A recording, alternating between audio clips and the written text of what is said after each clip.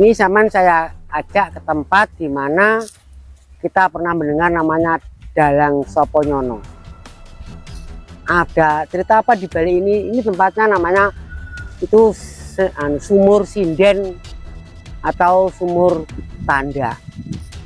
Di mana dulu tempat ini tempat untuk tempat tinggal Dalang Soponyono bersama saudaranya Ambar Sekar dan Ambar Sari. Waktu Dalang Soponyono menjadi dalang, kedua saudaranya Ambar Sari dan Ambar Wati tadi menjadi sindennya Waranggono lah, sampai terkenal waktu itu. Itu masih sudah zaman Mataram itu. Nah, tempat ini adalah sumur di mana Ambar Sekar dan Ambar Sari itu mandi dan minum.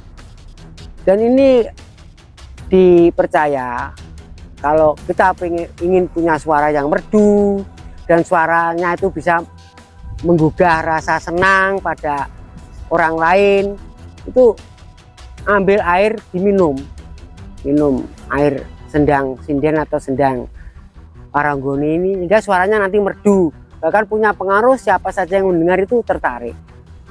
Dan itu saya sering ngambilkan, nggak perlu saya sebutkan namanya di sini. Apalagi mau mandi. Cuma ini tempatnya sudah memang agak, kalau dibiarkan nanti rusak, ini disemen biar kelihatan lebih kokoh. Dan ini asli dari jambu, namanya jambu alas. Ini juga ini asli sejak dulu. Ini tempat tinggal Dalang Soponyono itu.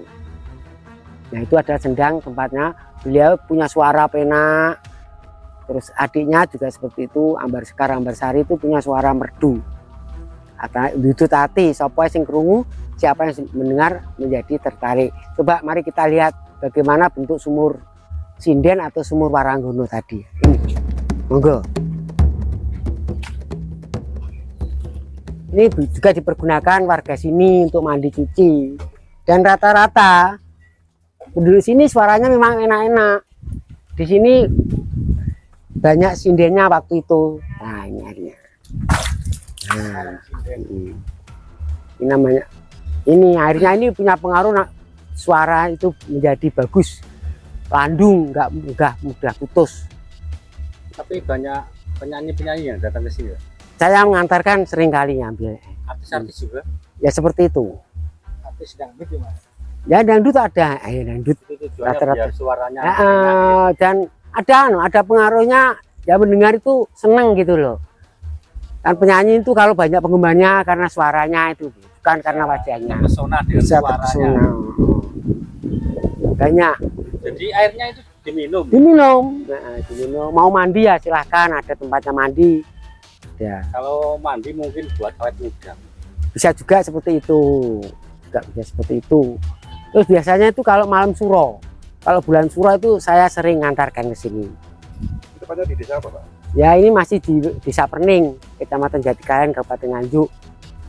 Sebelum di plester itu ya Pak ya, itu aslinya dulu merupakan sumur padas atau ada tatanan batu-bata? Ini sumur, ya ada tatanan batu, tapi karena hampir rusak daripada nanti amblek, terus ini sama pemerintah desa diperbaiki seperti ini. Dan ini bisa dipergunakan waktu musim kemarau pun nggak pernah saja. Airnya seperti tadi, kira-kira cuma berapa meter itu dari sini. Itu kemarin kemarau panjang itu ya diambil, nggak apa-apa. Nah, itu tempatnya mandi.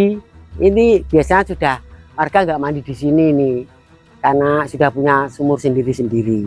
Itu ada 2 lubang, itu lubang apa, Pak? Nah, ini warga yang biasanya dipakai apa ya untuk nyirami tanaman-tanaman. Tandon. Ya, tandon ya, seperti itulah. Dulu ya masih sangat rumbuh gitu. Tapi ini biar Adakah seseorang yang pernah nampakkan tentang sosok siapa tadi? Dalang Soponyono sama adiknya Ambar Sekar, Ambar Sari. Kalau penampakan yang melungguh di sini namanya Mbah Jahit. Siapa Mbak? Mbah Jahit itu yang Bapak apa Jahit? ya, yang bau rekso di sini, Mbah Jahit namanya. Mbah Jahit itu sering. Nah, kalau ingin itu mudah kok ya. Biasanya kalau kita malam nanti melekan di sini, biasanya beliaunya itu ya ikut jagungan gitu.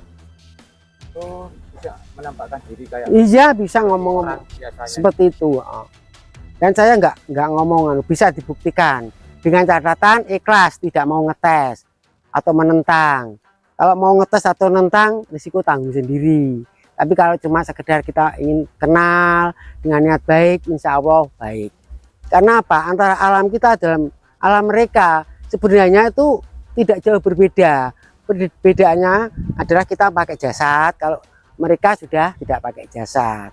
Tapi kalau masalah komunikasi itu bisa. Nggak ada yang nggak mungkin. Ya. Dan kalau ingin, pokoknya niatnya baik, saya siap ngantar. Monggo silahkan. Tapi kalau niatnya itu nggak baik, menentang atau cuma ngetes, itu risikonya ditanggung sendiri. Betul itu.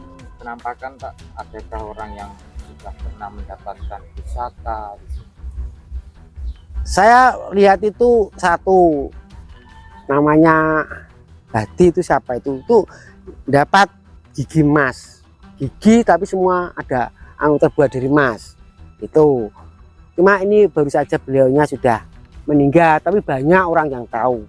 Kalau kita ngomong sama warga yang oh iya pasti gitu. Itu yang satu namanya Mbah Yo. Mbah Yo itu pernah mendapat seperti guci kecil gitu. Guci kecil itu di dalamnya ada perhiasan-perhiasan gitu. Dan itu disimpan sampai sekarang.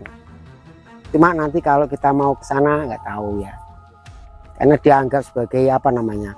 Simpanan gitu. Bisa jadi diwariskan, Ya, bisa jadi sudah kembali lagi ke alam gaib. Ya masih. Itu posisinya Mbah Yo yang mendapatkan gigi emas itu dalam prosesnya itu berwirata dulu atau bertapa dulu atau tiba-tiba dapat saja gitu. Itu gini, Mbah Yo itu suatu malam dia tuh seperti mimpi disuruh ke sini. Ketika kalau orang Jawa mengatakan sandi Allah harus sekitar jam 5 ya, 5 agak lebih ke sini. Dia melihat seperti ada apa nyala di sinar gitu, terus dia dekati, ternyata itu gigi emas. Gitu. Kalau Mbah Yo itu nggak sengaja itu apa itu membajak di situ, terus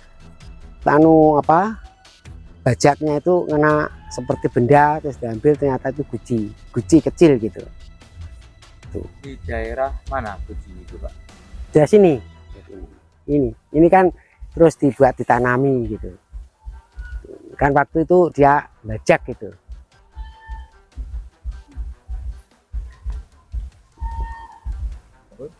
Ya mungkin apa yang saya sampaikan ini bisa bermanfaat, terutama untuk pengetahuan bahwa memang tempat kita itu banyak hal-hal yang sifatnya seperti itu ya. Dan kita harus paham bahwa alam apa saja selama kita berniat baik akan menjadi baik. Wassalamualaikum warahmatullahi wabarakatuh.